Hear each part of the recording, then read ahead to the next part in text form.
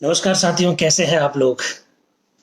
जैसा आपको कहा गया था कि लॉकडाउन है और लॉकडाउन में आपसे निरंतर संवाद करना है, आप लोगों से बातचीत करनी है और भारत के संविधान के विभिन्न प्रावधानों पर बात करनी है और खासकर उन प्रावधानों पर जरूर चर्चा करनी है जो हाल ही में बहुत ज्यादा चर्चा में। साथियों, आज हमने जो विषय रखा है वो विषय है मराठा आरक्षण। की वजह से इस विषय को रखा है। मराठा आरक्षण का ये जो विषय क्यों चर्चा रहा है उस पर खैर हम लोग बात करेंगे।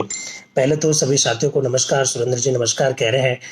टीकम भामू जी आपको भी नमस्कार। भजन लाल जी कैसे हैं आप? काफी समय बाद में आपसे रूबरू होने का मौका मिल रहा है। लिचुराम जी मैं एकदम ठीक हूँ और उम्मीद करता हूँ कि कोरोना का ये जो दौर चल रहा है इस दौर में आप भी बहुत अच्छे होंगे।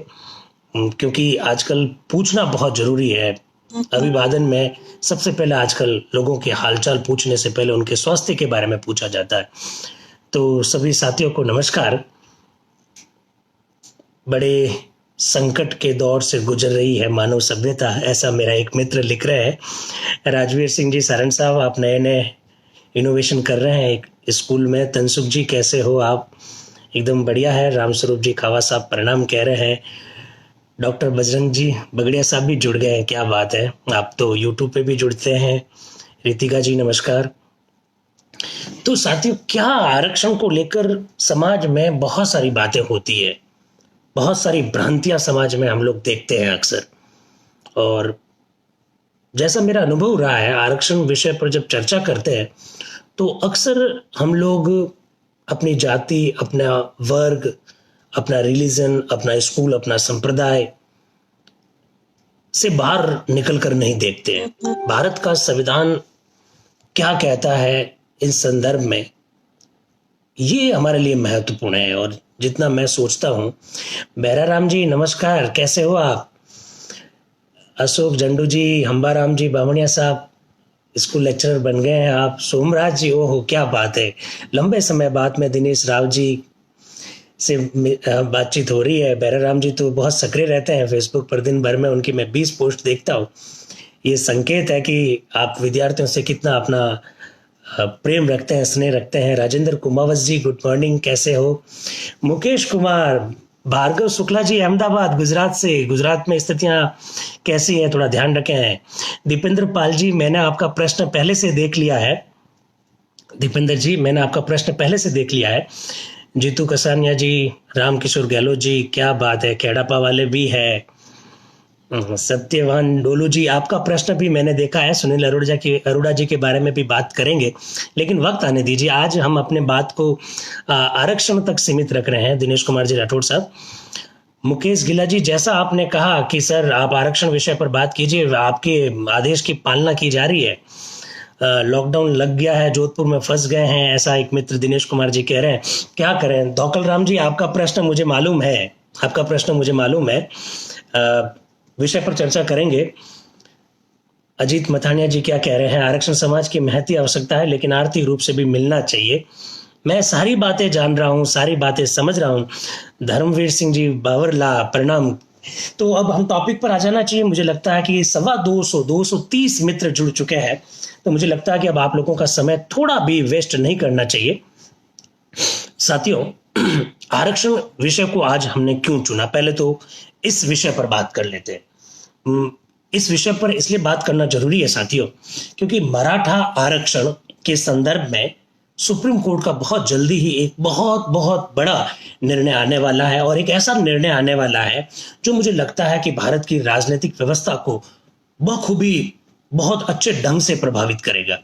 जिस तरह से इंदिरा साहनी वाद में सुप्रीम कोर्ट ने निर्णय दिया और उस निर्णय के बाद में बहुत सारे, जब भी आरक्षण विषय पर जब हम लोग चर्चा करते हैं तब सीधा इंदिरा साहनी पर चले जाते हैं। इसी प्रकार से नागराज वाले मामले में सुप्रीम कोर्ट ने जो जजमेंट दिया, उसी तरह का एक निर्णय कुछ एक दिनों में आने वाला है मराठा आरक्षण के संदर्भ में। तस्वीर क्या है पहले मैं इसको स्पष्ट कर देता हूं। मेरे विचारों का भैरव सिंह जी कोई मतलब नहीं है। मैं तो संविधान में जो, भैरव सिंह जी राजपुरोहित साहब, मेरे व्यक्तिगत विचारों का कोई मतलब नहीं है। मैं संविधान में जो बात लिखी हुई है उस बात को आपके सामने रखने की कोशिश करूंगा। देखिए, मराठा आरक्षण के संदर्भ में क्या है बात, वो जरा देखिएगा।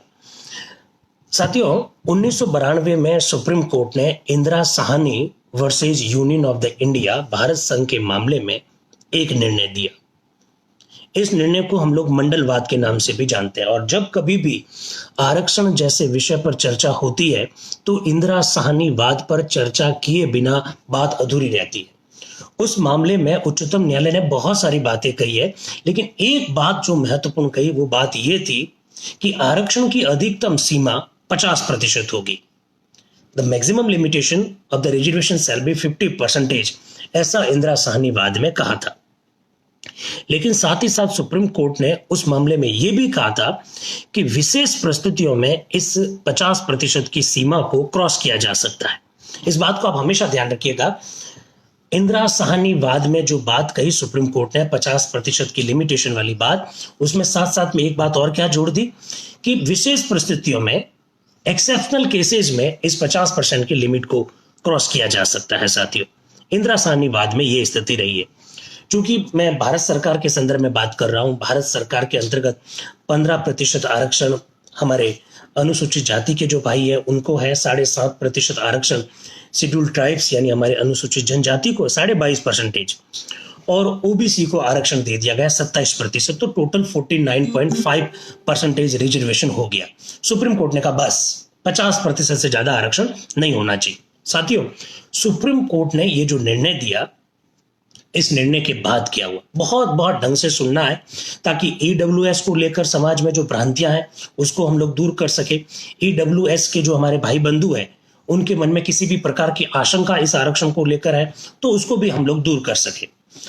साथ ही सुप्रीम कोर्ट के इस निर्णय के बाद में क्या हुआ, इस निर्णय के बाद में 76वां संविधान संशोधन किया गया कॉन्स्टिट्यूशन में। 76th अमेंडमेंट 1995 में हुआ, और 76वां संविधान संशोधन करके तमिलनाडु में 50% की जो सीमा इंदिरा साहनी वाद में सुप्रीम कोर्ट ने जो तय की, उस सीमा को क्रॉस किया गया और तमिलनाडु में 69% रिजर्वेशन दिया गया। साथियों, 76वें संविधान संशोधन के द्वारा। आप मुझसे पूछेंगे कि इसके लिए संविधान में संशोधन करने की कहां आवश्यकता थी, तो चूंकि इंदिरा साहनी वाद में सुप्रीम कोर्ट ने यह कह दिया था कि 50% से ज्यादा लिमिट हो नहीं सकती है, तो सरकार को लगा कि तमिलनाडु में अगर ज्यादा आरक्षण होगा तो सुप्रीम कोर्ट उस आरक्षण को रद्द कर देगा, तो क्यों ना संविधान में संशोधन करके तमिलनाडु में 50% की लिमिट को क्रॉस करके आरक्षण देकर उस कानून को 9वीं अनुसूची में डाल दें। और साथियों, आप लोग जानते हैं प्रथम संविधान संशोधन के द्वारा 1951 में 9वीं अनुसूची जोड़ी गई थी। इस 9वीं अनुसूची में क्या प्रावधान किया गया, इस 9वीं अनुसूची में यह प्रावधान किया गया कि कुछ विधियां ऐसी होगी जो भले ही संविधान का उल्लंघन करती हो लेकिन उसे कोर्ट में चैलेंज नहीं किया जा सकता। तमिलनाडु के उस कानून को भी 9वीं अनुसूची में डाल दिया साथियों, इस आशा से कि उसे कोर्ट में चैलेंज नहीं किया जा सकेगा। जबकि साथियों, हम अच्छी तरह से जानते हैं 24 अप्रैल 1973 को केशवानंद भारती वाद में सुप्रीम कोर्ट ने स्पष्ट रूप से निर्णय दे दिया कि कोई भी ऐसी विधि जो 24 अप्रैल 1973 के बाद भले ही 9वीं अनुसूची में डाल दे लेकिन अगर संविधान की आधारभूत संरचना का उल्लंघन करेगा तो उसे भी चैलेंज किया जा सकता है। तो 76वां संविधान संशोधन का कोई मतलब नहीं था, क्योंकि कोर्ट में उसे तब भी चैलेंज किया जा सकता है भले ही वह कानून 9वीं अनुसूची में हो। एक तो बात है साथियों, ये आपको जानकर बड़ा ताज्जुब होगा, हमारे राजस्थान के बहुत सारे भाई बंधु इसमें जुड़े हुए हैं। साथियों, आपको मालूम होगा कि राजस्थान में हमारा जो गुर्जर भाई बंधु है उन्होंने आंदोलन किया था, उन्होंने एक आरक्षण की मांग को लेकर आंदोलन किया था, और गुर्जर समुदाय को जो आरक्षण दिया गया उसमें रेबारी समाज भी साथ में था, 2-3 कम्युनिटी और साथ में थी। उस आरक्षण को तुरंत कोर्ट ने रद्द कर दिया साथियों, हाई कोर्ट ने रद्द कर दिया। क्यों कर दिया? क्योंकि राजस्थान में 16% आरक्षण एससी को, 12% आरक्षण एसटी को और 21% आरक्षण ओबीसी को होने के वजह से 49 ऑलरेडी था। According to ruling of the Supreme Court, according to Indira Sawhney case, 50% से ज्यादा हो नहीं सकता। सरकार ने जैसे ही गुर्जर समुदाय के लोगों को आरक्षण 50% की सीमा को क्रॉस करके दिया, हाईकोर्ट ने रद्द कर दिया साथियों। तब एक प्रश्न खड़ा हुआ कि हाईकोर्ट ने रद्द क्यों कर दिया? हाईकोर्ट ने इसलिए रद्द कर दिया, हाईकोर्ट कह रहा है हम तो सुप्रीम कोर्ट के निर्णय से बंधे हुए हैं। बात एकदम सही है, क्योंकि सुप्रीम कोर्ट रेफरेंस कोर्ट है साथियों। आपको याद होगा भारतीय संविधान का अनुच्छेद 129 ये कहता है कि supreme court court of the record है, अभिलेख न्यायालय है, अर्थात सुप्रीम कोर्ट के द्वारा दिए गए निर्णय का रिकॉर्ड रखा जाता है और भारत के सारे न्यायालय को वो निर्णय मानना होगा। इसलिए राजस्थान हाईकोर्ट ने उस कानून को रद्द कर दिया। साथियों, उस समय एक प्रश्न उठा था, जब हमारे गुर्जर समुदाय के, गुर्जर भाइयों के आरक्षण को जब रद्द किया था, तब एक प्रश्न उठा था कि क्यों ना गुर्जर भाइयों को 50% की लिमिट क्रॉस करके आरक्षण देने हेतु संविधान में संशोधन किया जाए। संविधान में संशोधन करना सरकार के हाथ में नहीं है, राज्य सरकार के हाथ में नहीं है। संविधान में संशोधन करना संसद के हाथ में है साथियों। भारतीय संविधान के अनुच्छेद 368 के तहत संविधान में संशोधन करके किसी कानून को 9वीं अनुसूची में शामिल किया जा सकता है। उस समय बहुत जबरदस्त एक मांग उठी थी कि गुर्जर समुदाय को यदि अगर आप आरक्षण देना चाहते हो तो संविधान में संशोधन किया जाए और उस कानून को 9वीं अनुसूची में डाल दिया जाए। साथियों, ये मांग उठी थी उस समय, लेकिन मैं एक बात क्लियर कर देता हूं, 9वीं अनुसूची में डाल देने मात्र से भी काम चलता नहीं। हालांकि उन्होंने तो डाला भी नहीं। सारे पॉलिटिकल पार्टीज पिछले 15 साल से सत्ता में रही है, उन्होंने नहीं डाला, संविधान में संशोधन नहीं किया। लेकिन अगर संविधान में संशोधन कर भी देते साथियों, तब भी संविधान में संशोधन करने के बावजूद भी उसे कोर्ट में चैलेंज किया जा सकता था, क्योंकि भले 9वीं अनुसूची में डाल दिया जाए, 24 अप्रैल 1973 के बाद के सारे कानून जो 9वीं अनुसूची में आएंगे उसे चैलेंज किया जा सकता है। साथियों, सरप्राइजिंग बात क्या है, आपको अचंभा होगा। अचंभा इस बात का होगा कि महाराष्ट्र में किसी भी प्रकार का संविधान में संशोधन नहीं किया गया महाराष्ट्र के लिए। अब सुनिएगा जरा, देखिए किस तरह से आम लोगों को ये लोग जो सत्ता में बैठे होते हैं वो किस तरह से मूर्ख बनाते हैं, वो जरा देखिएगा। महाराष्ट्र में किसी भी प्रकार का संविधान संशोधन नहीं किया गया, इसके बावजूद भी महाराष्ट्र में मराठाओं को आरक्षण दे दिया गया 50% की सीमा से पार जाकर भी। अगर सरकार की इच्छा शक्ति सही है, अगर सरकार की मंशा सही है, अगर सरकार वाकई में उस पर्टिकुलर समुदाय को आरक्षण देना चाहती है, तो महाराष्ट्र एक उदाहरण है साथियों। देखिए, आरक्षण के पक्ष लेने का या विपक्ष की बात नहीं है, मैं तो केवल जो भ्रांतियां हैं समाज में उसको दूर करने की बात कर रहा हूं। महाराष्ट्र सरकार ने बहुत ही व्यवस्थित रूप से काम किया। महाराष्ट्र सरकार ने पहले हाईकोर्ट के एक पूर्व न्यायाधीश माननीय श्री M.G. गायकवाड़ की अध्यक्षता में एक आयोग का गठन किया। उस आयोग को काम दिया कि आप महाराष्ट्र में जो मराठा समुदाय के जो लोग रहते हैं उनकी स्थिति का पता करो, उनका यह पता करो कि वो सामाजिक रूप से कितने पिछड़े हुए हैं, शैक्षणिक रूप से कितने पिछड़े हुए हैं। साथियों, गायकवाड़ आयोग ने मराठाओं की स्थिति का अध्ययन किया और सरकार को रिपोर्ट दी, महाराष्ट्र सरकार को रिपोर्ट दी। और महाराष्ट्र सरकार को रिपोर्ट देकर यह कहा कि साहब, महाराष्ट्र में मराठे बहुत पिछड़े हुए हैं, इसलिए उनके लिए रिजर्वेशन होना चाहिए।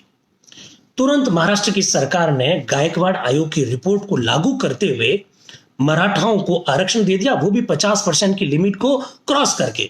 दोस्तों, सबसे बड़ी बात क्या है, किसी भी प्रकार का संविधान में संशोधन नहीं किया गया, किसी भी तरह से केंद्र सरकार के ऊपर निर्भरता नहीं रखी गई।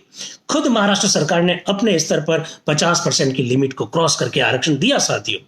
और पता ये कैसे दे पाया, क्योंकि इसके लिए उन्होंने हाईकोर्ट के पूर्व न्यायाधीश की अध्यक्षता में एक आयोग का गठन किया, गायकवाड़ आयोग के नाम से जिसे जाना जाता है। जैसे ही महाराष्ट्र में आरक्षण 50% से बढ़कर 68% हुआ, क्योंकि वहां आरक्षण मराठाओं को जब दिया गया तो तुरंत लोगों ने बॉम्बे हाईकोर्ट में चैलेंज किया गया। साथियों, जानकर आपको ताज्जुब होगा कि बॉम्बे हाईकोर्ट में इस आरक्षण को चैलेंज किया, लेकिन बॉम्बे हाईकोर्ट ने इस आरक्षण पर रोक नहीं लगाई। राजस्थान में जब गुर्जर समुदाय के बंधुओं को जब आरक्षण दिया तो राजस्थान हाईकोर्ट ने रोक लगाई, लेकिन महाराष्ट्र के संदर्भ में रोक नहीं लगाई। साथियों, कॉन्सेप्ट को क्लियर कीजिए। कई बार हम लोग कोर्ट को गालियां देने लग जाते हैं, कई बार बिना सोचे समझे अपने हिसाब से व्याख्या करने लग जाते हैं। साथियों, महाराष्ट्र में बॉम्बे हाईकोर्ट ने इस आरक्षण पर क्यों रोक नहीं लगाई?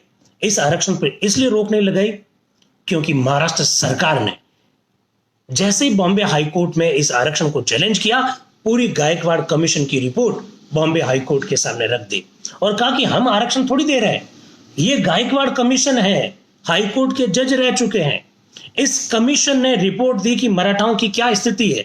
इस कमीशन ने भारतीय संविधान में जैसा लिखा हुआ है सामाजिक और शैक्षणिक पिछड़ापन उसका पूरा ढंग से अध्ययन किया और उसके बाद में हमने इस आयोग की रिपोर्ट को लागू करते हुए मराठाओं का आरक्षण दिया। साथियों, बॉम्बे हाई कोर्ट, महाराष्ट्र सरकार, Bombay High Court Gaikwad committee, Gaikwad commission की रिपोर्ट से कन्विंस हुआ और बॉम्बे हाई कोर्ट ने महाराष्ट्र में मराठाओं को जो आरक्षण दिया उस पर रोक लगाने से इनकार कर दिया, कंटिन्यू रखा। साथियों, इस तरह से काम होता है जब आप एक आयोग का गठन करके आप एकदम डेटा लेकर आते हो, एकदम आंकड़ा लेकर आते हो कि राजनीति में वे लोग कितने हैं, शिक्षा में वे लोग कितने हैं, सामाजिक स्थिति उनकी कैसी है, सारा डेटा प्रस्तुत किया कोर्ट में और बॉम्बे हाई कोर्ट ने उस पर रोक लगाने से मना कर दिया। साथियों, इसके खिलाफ में मामला सुप्रीम कोर्ट में गया। लगभग 1 साल तक सुप्रीम कोर्ट ने इस मामले को सुना। अभी हाल ही में मार्च के महीने में सुप्रीम कोर्ट ने लगातार 10 दिन तक इस मामले को सुना। Jayashree Laxman Rao versus chief minister state of the Maharashtra इस केस का नाम है। मुख्यमंत्री पार्टी है इसमें। क्या नाम है? जयश्री लक्ष्मण राव बनाम मुख्यमंत्री महाराष्ट्र राज्य, इसके नाम से यह केस दर्ज है। 10 दिन तक लगातार सुप्रीम कोर्ट ने इस मामले की सुनवाई की और सुप्रीम कोर्ट ने अपना निर्णय ले लिया, लेकिन निर्णय सुनाया नहीं है साथियों।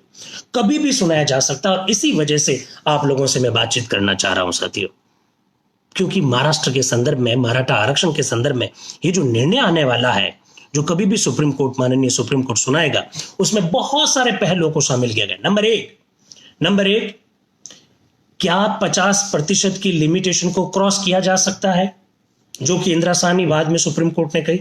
नंबर 1। नंबर 2, आरक्षण किस आधार पर दिया जाए? क्या आरक्षण जनसंख्या के आधार पर दिया जाए? क्योंकि इस मामले में जबरदस्त बहस हुई इन सब बातों को लेकर। मंडल आयोग की सिफारिश पर जब ओबीसी को आरक्षण दिया गया, 27% आरक्षण दिया गया।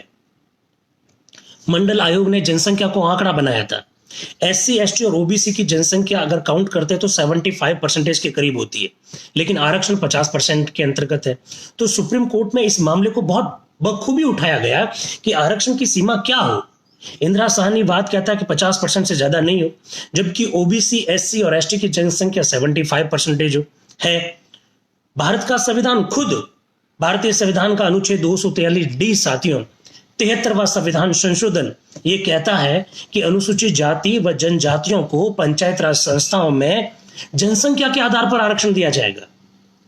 यानी reservation for the scheduled caste and scheduled tribes in the panchayat raj institution is based on the population according to article 243D 73rd amendment से जोड़ा गया।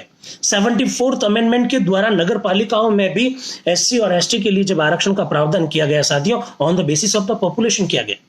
तो मराठा आरक्षण के संदर्भ में जब इन पूरे मामलों पर विचार हुआ तो बहुत सारे विरोधाभास दिखाई दिए कि एक तरफ आप पंचायत राज संस्थाओं और नगर पालिकाओं में अनुसूचित जाति और जनजातियों के लिए जनसंख्या के आधार पर आरक्षण की बात करते हैं, दूसरी तरफ ओवरऑल भारत के संदर्भ में अगर देखा जाए तो एससी, एसटी और ओबीसी की जनसंख्या 75% होती है, तो लिमिट 50% क्यों? ये मेरे विचार नहीं है, ये कोर्ट में जो चर्चा हुई उसकी मैं बात रख रहा हूं साथियों। एक बात। दूसरी बात साथियों, भारतीय संविधान के 3 अमेंडमेंट, बहुत ध्यान से सुनिएगा, भारतीय संविधान के 3 अमेंडमेंट जो अभी लेटेस्ट है, 102, 103 और 104, ये जो अमेंडमेंट हुए अभी हाल ही में हुए हैं, पिछले 3-4 वर्षों में हुए हैं, इन तीनों अमेंडमेंट पर विस्तार से मराठा आरक्षण के संदर्भ में चर्चा हुई साथियों। 102वां संविधान संशोधन माननीय मोदी जी की सरकार के द्वारा ही किया गया। राष्ट्रीय पिछड़ा वर्ग आयोग को संवैधानिक दर्जा देने हेतु किया गया। इंदिरा साहनी वाद में जब सुप्रीम कोर्ट ने यह निर्णय दिया कि ओबीसी का आरक्षण एकदम सही है, क्योंकि ओबीसी का आरक्षण सामाजिक और शैक्षणिक पिछड़ेपन के आधार पर दिया गया, तो सामाजिक और शैक्षणिक दृष्टि से पिछड़ा वह कौन है, इसका अध्ययन कौन करेगा? तो सुप्रीम कोर्ट ने कहा सरकार तुरंत एक आयोग का गठन करेगी। 1992 में सुप्रीम कोर्ट ने जो निर्णय दिया, उस निर्णय को लागू करने हेतु भारत सरकार ने तुरंत संसद का एक कानून बनवाया और राष्ट्रीय पिछड़ा वर्ग आयोग की स्थापना कर दी साथियों 1992 में। ये राष्ट्रीय पिछड़ा वर्ग आयोग बन तो गया, ये संसद के कानून से बना, लेकिन साथियों संविधान में इसका उल्लेख नहीं था। मोदी जी की सरकार के द्वारा संविधान में एक संशोधन किया गया, 102वां संविधान संशोधन, जिसके तहत राष्ट्रीय पिछड़ा वर्ग आयोग को संवैधानिक दर्जा दिया गया और संविधान में 2 अनुच्छेद जोड़े गए साथियों, एक 338 बी और एक 342 साथियों, 342 ए।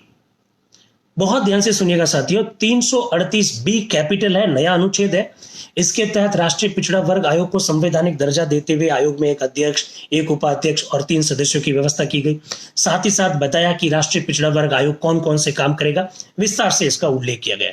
342 ए, अनुच्छेद 342 ए के तहत यह प्रावधान किया गया, बहुत महत्वपूर्ण प्रावधान है, जिसकी वजह से मराठा आरक्षण के संदर्भ में इस पर विस्तार से चर्चा हुई। अनुच्छेद 342 ए के द्वारा यह प्रावधान किया गया कि किसी भी राज्य में पिछड़ा वर्ग में किसी जाति को शामिल करना हो तो इस संदर्भ में राष्ट्रपति अधिसूचना जारी करेंगे। साथियों, भारतीय संविधान का अनुच्छेद 341 यह कहता है कि किसी भी जाति को शेड्यूल कास्ट में शामिल करना हो तो इस संदर्भ में राष्ट्रपति अधिसूचना जारी करेंगे।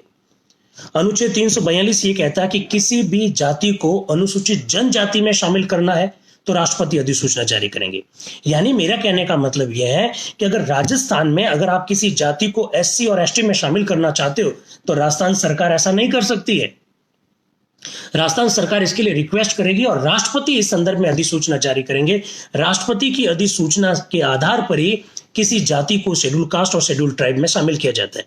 सेम व्यवस्था अनुच्छेद 342 ए के अंतर्गत ओबीसी के लिए भी लेकर आए हैं राष्ट्रीय पिछड़ा वर्ग आयोग के संदर्भ में। ये जो 102वां संविधान संशोधन जो हुआ है इसके द्वारा साथियों, कई सारी राज्य सरकारों ने इस संविधान संशोधन के संदर्भ में मराठा आरक्षण के जो मामला चल रहा है उसमें ऑब्जेक्शन लगाए। उन्होंने कहा कि राज्य सरकार के हाथ बंद गए हैं, अब किसी भी जाति को राज्य सरकार अपने स्तर पर आरक्षण में शामिल, ओबीसी आरक्षण में शामिल नहीं कर सकेगी, ऐसा कहा गया साथियों 102वें संविधान संशोधन के द्वारा जो प्रावधान किया गया। पूरा विस्तार से मराठा आरक्षण के संदर्भ में इस मामले में चर्चा हुई। साथियों, मैं एक बात कहना चाहूंगा, 102वें संविधान संशोधन के द्वारा ये जो प्रावधान किया गया 342 ए के द्वारा, इस प्रावधान को महाराष्ट्र के बॉम्बे हाईकोर्ट में भी चैलेंज किया था। उस समय बॉम्बे हाईकोर्ट ने साफ साफ कहा था कि ये किसी भी तरह से अनुच्छेद 342 ए राज्य सरकारों की पावर को कम नहीं करता है, ऐसा बॉम्बे हाईकोर्ट ने कहा। ये सर, ये देखिए, ये लगभग 482 पेज का ये बॉम्बे हाईकोर्ट का निर्णय है। Jayashree Laxman Rao Patil versus chief minister, 482 page का निर्णय है साथियों, 482 पेज। इसमें लास्ट में जो बातें लिखी हुई है इसमें साफ साफ ये सब चीजें लिखी हुई है। इसमें साफ साफ लिखा हुआ है कि महाराष्ट्र का जो कानून है वो एकदम सही है, वो जो मराठाओं को आरक्षण दिया गया। इसके अलावा 102वां संविधान संशोधन में किसी भी प्रकार की प्रॉब्लम नहीं। तीसरी बात जो मैं कहना चाहता हूं साथियों, 103वां संविधान संशोधन मोदी जी की सरकार के द्वारा एक ऐतिहासिक कदम उठाया गया। ऐतिहासिक किस महीने में, ये भी जरा सुन लीजिएगा। इंदिरा साहनी वाद में सुप्रीम कोर्ट ने स्पष्ट रूप से कहा था कि reservation according to Indian constitution केवल और केवल सामाजिक व शैक्षणिक दृष्टि से जो पिछड़े हुए लोग हैं उन्हीं को दिया जा सकता है। अकॉर्डिंग टू सुप्रीम कोर्ट और according to article 16(4), reservation should be based on the educationally and socially backwardness, ऐसा कॉन्स्टिट्यूशन में लिखा हुआ है। साथ ही मोदी जी की सरकार ने जो ऐतिहासिक कदम उठाया वो कदम यह था कि पहली बार 103वां संविधान संशोधन करके संविधान में पहली बार इकोनॉमिकली बैकवर्ड, आर्थिक रूप से पिछड़ापन शब्द जोड़ा गया। साथियों, भारतीय संविधान में कोई नया आर्टिकल नहीं जोड़ा गया 103वें संविधान संशोधन के द्वारा, लेकिन अनुच्छेद 15 में और अनुच्छेद 16 में 2 नई धाराएं जोड़ी गई। 15(6) साफ साफ शब्दों में यह कहता है कि आर्थिक दृष्टि से पिछड़े हुए लोगों को शिक्षण संस्थानों में आरक्षण दिया जा सकेगा। साथियों, ऐसा पहली बार हुआ कि on the basis of the economically backwardness reservation दिया जा सकता है एजुकेशनल इंस्टीट्यूशंस में। साथियों, इंदिरा साहनी वाद में सुप्रीम कोर्ट ने कह दिया कि संविधान में आर्थिक पिछड़ापन का उल्लेख नहीं है, इसलिए आप आरक्षण नहीं दे सकते हो। तो सरकार ने कहा ठीक है, आर्थिक पिछड़ापन का उल्लेख कर लेते हैं। उल्लेख कर दिया 15(6), 16(6) जोड़ा और उसके द्वारा प्रावधान यह कर दिया। क्या प्रावधान कर दिया साथियों? इसके द्वारा प्रावधान यह कर दिया कि सरकारी नौकरियों में जो आर्थिक दृष्टि से जो पिछड़े हुए लोग हैं उनके लिए रिजर्वेशन दिया जा सकता है। यानी सरकारी नौकरियों में और शिक्षण संस्थानों दोनों में आरक्षण आर्थिक दृष्टि से पिछड़े हुए लोगों को दिया जा सकता है। ये पहली बार हुआ। आज तक इससे पहले संविधान में प्रावधान करके कभी आरक्षण नहीं दिया गया आर्थिक पिछड़े हुए लोगों को। आर्थिक दृष्टि से पिछड़े हुए लोगों को आरक्षण पहले भी दिया गया था, लेकिन बिना संविधान में संशोधन किए हुए। साथियों, इसलिए यह ऐतिहासिक है। ऐतिहासिक इस वजह से भी है क्योंकि सुप्रीम कोर्ट जब भी किसी विधि की जब व्याख्या करता है तो on the basis of the constitution करता है। इस बार संविधान में ही प्रावधान करके लिख दिया कि आर्थिक पिछड़ों को आरक्षण दिया जा सकता है। एक दूसरी बात साथियों, ये और ज्यादा महत्वपूर्ण इस तरह से है, इस वजह से महत्वपूर्ण है साथियों, क्योंकि मैं जब बार बार कह रहा हूं कि इंदिरा साहनी वाद में सुप्रीम कोर्ट ने कहा कि 50% से ज्यादा आरक्षण नहीं हो सकता। लिखा हुआ कहां है? लिखा हुआ कहां है? भारतीय संविधान के किसी भी अनुच्छेद में यह नहीं लिखा हुआ है कि फला वर्ग को फला इतना प्रतिशत आरक्षण होगा, एससी को कितना होगा, एसटी को कितना होगा, ओबीसी को कितना होगा, आरक्षण की अधिकतम सीमा कितनी होगी। ये कहीं पर भी लिखा हुआ नहीं है साथियों। ये तो सुप्रीम कोर्ट ने अपने जजमेंट में लिखा है। साथियों, इस बार 103वें संविधान संशोधन की ऐतिहासिकता एक और है। साफ साफ 10% लिखा हुआ है, 10% लिखा हुआ है। 10% आरक्षण ईडब्ल्यूएस, इकोनॉमिकली वीकर सेक्शन, हमारे जो ऐसे भाई बंधु जो आर्थिक दृष्टि से जो पिछड़े हुए हैं उन लोगों को 10% आरक्षण दिया जाएगा। 10% आंकड़ा पहली बार संविधान में जोड़ा गया साथी।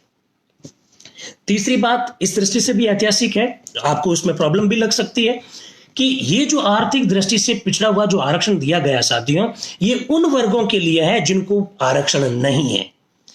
यानी अनुसूचित जाति, अनुसूचित जनजाति और ओबीसी, ये लोग उस आर्थिक दृष्टि से पिछड़ेपन वाले आरक्षण के दायरे में नहीं आएंगे।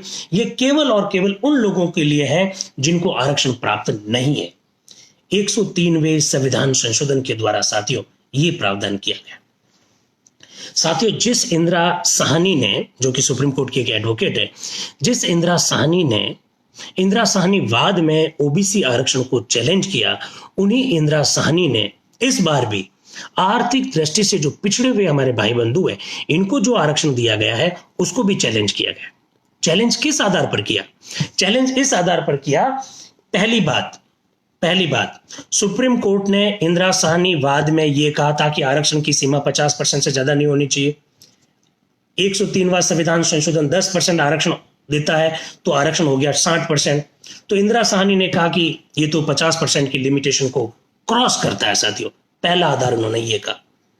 इसके काउंटर दिया गया कि अरे सुप्रीम कोर्ट ने यह भी तो कहा था कि अपवाद स्वरूप परिस्थितियों में, विशेष परिस्थितियों में 50% की लिमिट को क्रॉस किया जा सकता है। ऐसा भी तो कहा था सुप्रीम कोर्ट ने। तो जो काउंटर का काउंटर करते हैं, फिर वापस काउंटर आया कि 50% की लिमिट को क्रॉस करने की बात सुप्रीम कोर्ट ने कही थी अपवाद स्वरूप परिस्थितियों में, लेकिन वो बात केवल और केवल ओबीसी पर लागू होती है, पिछड़े वर्गों पर लागू होती है, दूसरे वर्गों पर लागू नहीं होती है, ऐसा कोर्ट में कहा गया। फिर आगे कहा गया कि 103वां संविधान संशोधन संविधान की आधारभूत संरचना का उल्लंघन करता है, बेसिक स्ट्रक्चर का उल्लंघन करता है। इस आधार पर चैलेंज किया गया। बेसिक स्ट्रक्चर का उल्लंघन कैसे करता है? तो जो लोग चैलेंज करने वाले जो लोग हैं उन्होंने कहा कि साहब संविधान में कहीं पर भी आर्थिक पिछड़ापन लिखा हुआ नहीं था। हमारे संविधान निर्माता ये चाहते थे कि सामाजिक व शैक्षणिक दृष्टि से पिछड़ेपन के आधार पर आरक्षण दिया जाए। आर्थिक पिछड़ापन का उल्लेख उन्होंने नहीं किया। आपने क्यों किया? ये basic structure of the constitution का उल्लंघन है, ये आरक्षण की मूल भावना का उल्लंघन है, ऐसा वो कह रहे हैं जो कोर्ट में चैलेंज करने के लिए गए साथी। फिर एक बात और जो महत्वपूर्ण है वो भी सुन ले चाहिए। महाराष्ट्र में जब मराठाओं को महाराष्ट्र सरकार ने 50% की लिमिट को क्रॉस करके जब आरक्षण दिया साथियों, तो ऐसी स्थिति में उन्होंने इसके लिए पहले एक आयोग का गठन किया, गायकवाड़ आयोग का। और गायकवाड़ आयोग ने बहुत विस्तार से मराठाओं की स्थिति का अध्ययन किया और उसके बाद में on the basis of the report of the Gaikwad commission Maharashtra सरकार ने वहां रिजर्वेशन दिया। जो लोग ईडब्ल्यूएस आरक्षण को चैलेंज करने के लिए कोर्ट में गए हैं उन्होंने एक तर्क और दिया है। उन्होंने कहा कि सरकार ने बिना सोचे हुए आर्थिक दृष्टि से पिछड़े हुए लोगों को आरक्षण दे दिया। आर्थिक दृष्टि से पिछड़ा हुआ कौन है, आपने इस बात का अध्ययन नहीं किया है। ये कुछ ऐसे मुद्दे हैं जिसके आधार पर आरक्षण को ईडब्ल्यूएस के जो बंधु है उनको जो आरक्षण दिया गया है वो चैलेंज किया गया है। शैलेश मेघवाल जी एक प्रश्न पूछ रहे हैं कि 10% आरक्षण वालों को किस आधार पर आर्थिक रूप से पिछड़ापन माना है। शैलेश जी, भारत सरकार ने जो संविधान में संशोधन किया 103वां संविधान संशोधन करने के बाद भारत सरकार ने जो सर्कुलर, जो नोटिफिकेशन, जो रूलिंग जो जारी की है उसके तहत भारत सरकार ने कई सारे मापदंड किए हैं। जैसे 8 लाख से ज्यादा अगर जिनकी इनकम है तो वो इस आरक्षण का फायदा नहीं ले सकते। पर्टिकुलर अगर आपके पास एग्रीकल्चर भूमि से ज्यादा भूमि है तो आप इस आरक्षण का फायदा नहीं ले सकते। पर्टिकुलर रेजिडेंशियल भूमि से ज्यादा आपके पास भूमि है तो आप इस आरक्षण का फायदा नहीं ले सकते। ये भारत सरकार है। राजस्थान सरकार पूरे भारत की पहली और एकमात्र सरकार ऐसी है जिन्होंने आर्थिक दृष्टि से पिछड़े हुए लोगों का निर्धारण करने के मापदंडों में पूरी तरह से छूट दे दी है। केवल एक क्राइटेरिया रखा है और वो है 8 लाख वाला। 8 लाख रुपए से वार्षिक आय जिनकी कम है वो सारे पिछड़े हुए लोग हैं, आर्थिक दृष्टि से पिछड़े हुए लोग हैं, ऐसा राजस्थान सरकार कहती है। और इसके अलावा जमीन वाला मामला या इसके अलावा जो एग्रीकल्चर भूमि वाला जो मामला है वो इस प्रकार के मेजरमेंट राजस्थान में लागू नहीं होते हैं। साथियों, एकदम बात क्लियर हो जानी चाहिए, इसको थोड़ा सा ध्यान रखिएगा। तो कुल मिला के आरक्षण के संदर्भ में महाराष्ट्र सरकार ने ये जो आरक्षण दिया है उस पर जो सुप्रीम कोर्ट ने जो पूरा मामले को जो सुना है उस मामले में बहुत जल्दी ही सुप्रीम कोर्ट अपना निर्णय देने वाला है। एक मेरे मित्र ने प्रश्न पूछा है कि आर्थिक आधार पर आरक्षण संविधान के मूलभूत ढांचे का उल्लंघन है। दोकल जी ऐसा प्रश्न पूछ रहे हैं। तो मैं इस बारे में बताना चाहूंगा कि आर्थिक पिछड़ेपन का उल्लेख मूल संविधान में नहीं था, ये पहली बार ही किया गया। तो ये कोर्ट में मामला है, कोर्ट का निर्णय आने वाला है बहुत जल्दी। तो हम ऐसा मान के चलते हैं कि सरकार कोर्ट जो है अब तय कर लेगा कि कौन सा बात संविधान की आधारभूत संरचना का उल्लंघन करती है या नहीं करती। एक मित्र ने मेरे साथ, दोकल जी ने प्रश्न पूछा, एक और मित्र ने भी प्रश्न पूछा, दीपेंद्र जी ने, कि ये जो एक्स जो सर्विसमैन है, जो हमारे भूतपूर्व सैनिक है, उनका आरक्षण जो है वो ओबीसी आरक्षण की जो लाभ है उस लाभ को कम कर देता है। तो साथियों, एकदम बात क्लियर होनी चाहिए। 50% की लिमिटेशन सुप्रीम कोर्ट ने तय कर रखी है। अगर आप पीएच को आरक्षण देना चाहते हैं, फिजिकली हैंडीकैप को आरक्षण देना चाहते हैं, या फिर आप विडो को आरक्षण देना चाहते हैं, आप एक्स सर्विसमैन को आरक्षण देना चाहते हैं, तो ये आरक्षण के भीतर आरक्षण है। देखिए, ये आरक्षण के भीतर आरक्षण है साथियों। आप इसे हॉरिजेंटल और वर्टिकुलर के रूप में देखना पड़ेगा।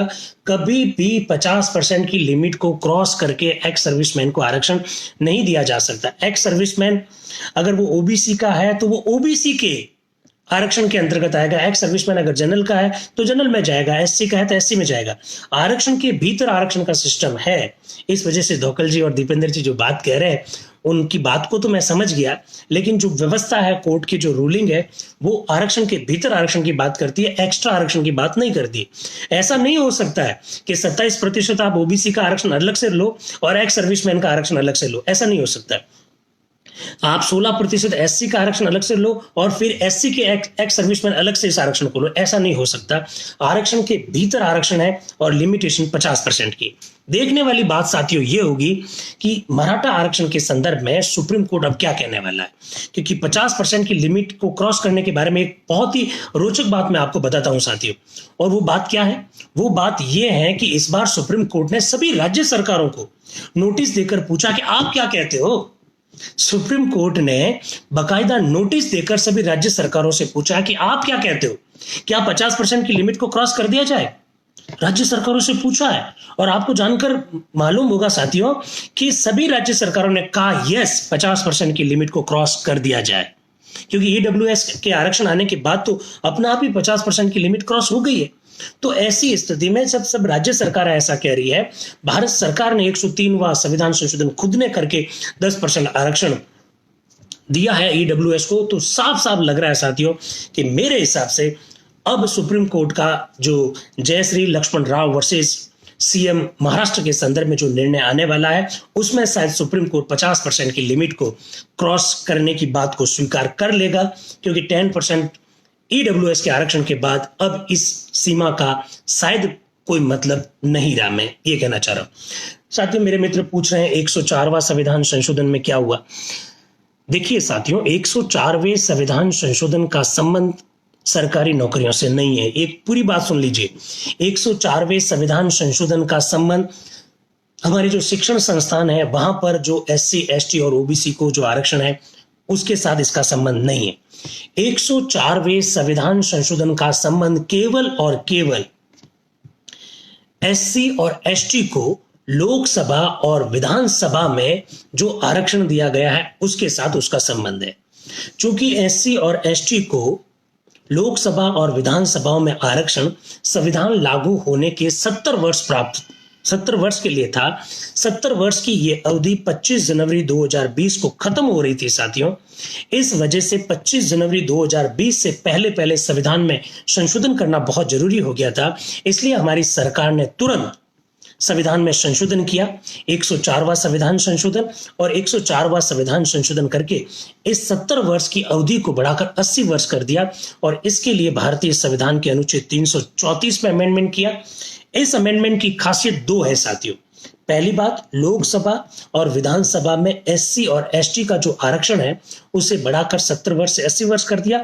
और पहली बार ऐसा हुआ कि इस बार एंग्लो इंडियंस, आंग्ल भारतीय जो लोकसभा और विधानसभा में जो मनोनीत हो रहे थे उनके मनोनयन का सिस्टम खत्म कर दिया। यह पहली बार हुआ।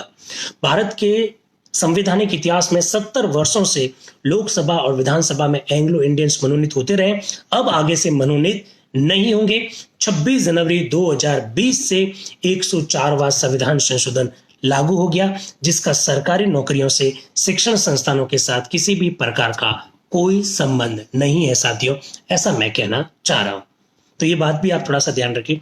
आरक्षण कब खत्म होगा, आरक्षण कब खत्म होगा इसकी जानकारी मुझे नहीं है साथियों, लेकिन भारतीय संविधान में बकायदा 2 प्रावधान ऐसे हैं जो इस बात का संकेत करते हैं। और मेरे हिसाब से मराठा आरक्षण के संदर्भ में भी उस मामले में विस्तार से चर्चा हुई है। एक भारतीय संविधान का अनुच्छेद है, अनुच्छेद 16(4). उसमें साफ साफ शब्दों में लिखा हुआ है, जब तक सामाजिक व शैक्षणिक दृष्टि से पिछड़े हुए लोग का सरकारी नौकरियों में पर्याप्त प्रतिनिधित्व नहीं होगा तब तक आरक्षण जारी रहेगा। Adequate representation in the services, किसका? SC ST और OBC के जो लोग हैं उनका सरकारी सेवाओं में पर्याप्त प्रतिनिधित्व नहीं है तब तक आरक्षण जारी रहेगा। ये 16(4) की जो भावना है उसको मैंने कहा। मैं नहीं कह रहा हूं साथियों, M नागराज वाले मामले में सुप्रीम कोर्ट ने ये व्याख्या करते हुए कहा। तो किस जाति के लोग कितनी सेवा में आ चुके हैं, किस वर्ग के लोग किस सेवा में कितने आ चुके हैं, इसकी व्याख्या तो सरकार को करनी है, इसका अध्ययन तो सरकार को करना है। तो पर्याप्त प्रतिनिधित्व शब्द लिखा हुआ है, जब तक कॉन्स्टिट्यूशन में पर्याप्त प्रतिनिधित्व शब्द लिखा हुआ है तब तक आरक्षण समाप्त होने की पूरी संभावना रहेगी साथियों। ये सरकारों के ऊपर डिपेंड करती है कि सरकार अध्ययन करके ये बताए कि वाकई में किसका पर्याप्त है, किसका अपर्याप्त प्रतिनिधित्व है। एक बात मैं ये कहना चाहता हूं। दूसरी बात साथियों, भारतीय संविधान का अनुच्छेद 330, 331, 332 और 333 जो लोकसभा और विधानसभा में एंग्लो इंडियन और SC और ST के लिए आरक्षण का जो प्रावधान करते हैं उसमें से अनुच्छेद 331 और अनुच्छेद 333 तो निष्क्रिय हो गए, अब उनका कोई मतलब नहीं रहा। अब रहा है अनुच्छेद 330 और 332। अनुच्छेद 330 एवं अनुच्छेद 332 के तहत लोकसभा एवं विधानसभा में SC और ST को जो आरक्षण दिया गया साथियों वो एक निश्चित अवधि के लिए है। हमारे संविधान निर्माताओं ने वे अवधि 10 साल के लिए तय की थी साथियों। हमने 10 से 20 किया, 20 से 30, 30 से 40, 40 से 50, 50 से 60, 60 से 70 और 70 से 80 किया है साथियों। अब देखिए आम जनता क्या कर रही है। आम जनता बिना सोचे समझे एक दूसरे के जाति और वर्ग पर कमेंट कर लेती है।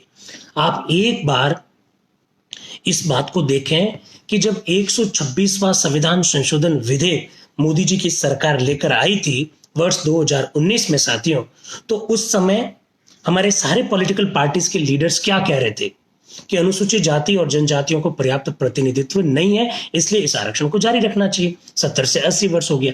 जिस दिन हमारी संसद इस बात को मान लेगी कि आरक्षण जिस उद्देश्य को लेकर शुरू किया गया था वह उद्देश्य पूरा हो गया है, तो ऐसी स्थिति में आरक्षण भी समाप्त हो जाएगा। तो संविधान को गालियां मत दीजिएगा, संविधान बहुत खूबसूरत दस्तावेज है।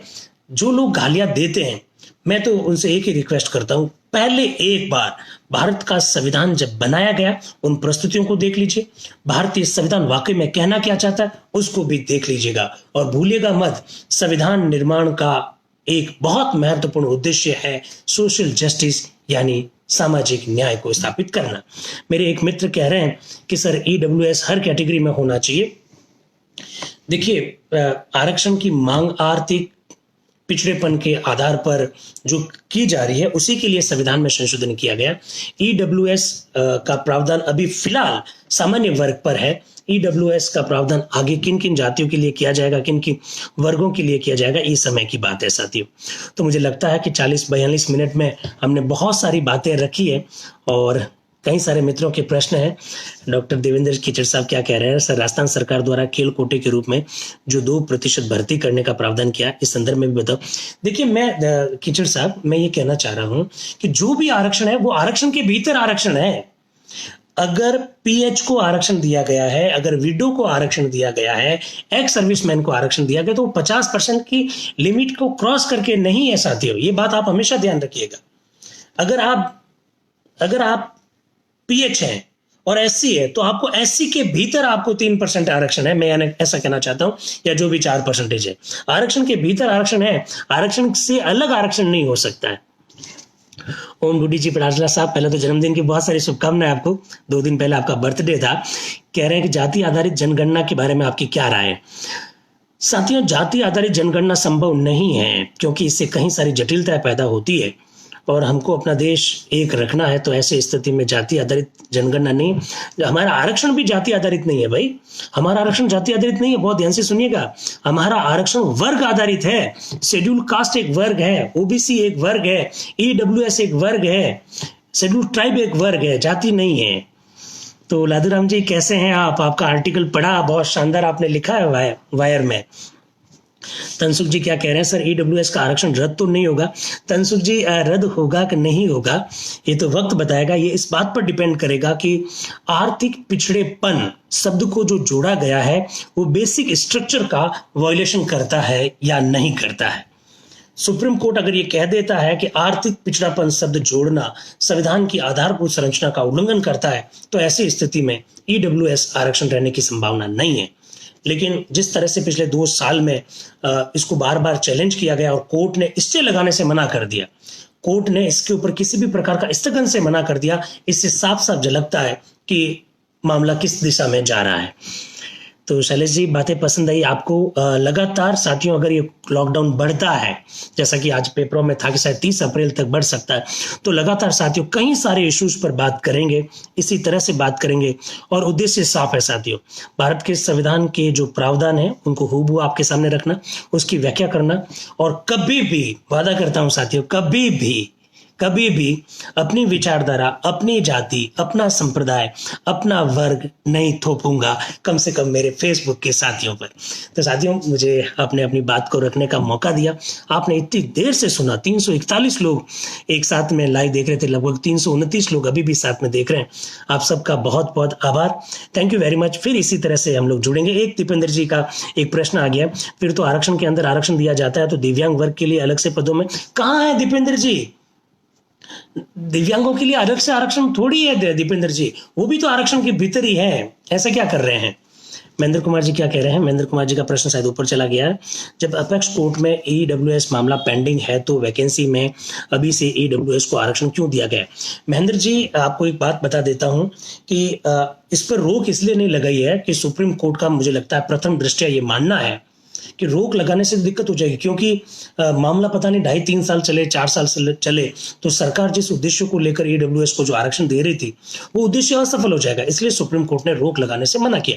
रोक नहीं लगाई है इसका कदापि ये मतलब नहीं है कि ये सही है, और रोक लगा दे तो इसका मतलब ये कदापि नहीं है कि ये गलत है। ये बात एकदम स्पष्ट हो जानी चाहिए साथियों। एक बात हमेशा ध्यान रखिएगा, रोक लगा दी कोर्ट ने तो इससे ये कभी साबित नहीं होता कि कोई बात सही है या गलत है, ये हमेशा ध्यान रखना।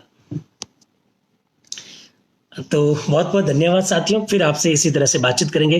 Thank you very much and wish you all the best. Thank you.